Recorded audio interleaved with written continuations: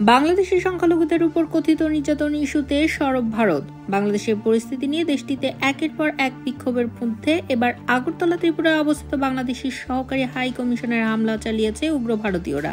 এ সময় বাংলাদেশের লাল সবুজ পতাকা টেনে হিচড়ে ছিঁড়ে ফেলা হয়। ইসকনের সাবেক সদস্য চিন্ময় দাস প্রভুকে অবৈধভাবে গ্রেফতার করা হয়েছে এমন অভিযোগ তুলে ভারতের ডানপন্থী সংস্থা হিন্দু সংগ্রাম স্মৃতি ত্রিপুরা বাংলাদেশের সহকারী হাই কমিশনে হামলা চালায়।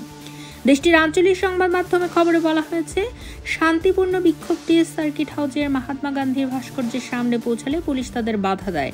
এক পর্যায়ে তারা পুলিশ ব্যারিকেড ভেঙে বাংলাদেশের সহকারী হাই কমিশনারের অফিসে প্রবেশ করে। ঘটনার পরপরই স্থানীয় কর্তৃপক্ষ পরিস্থিতি সামাল দিতে ঘটনাস্থলে যায়।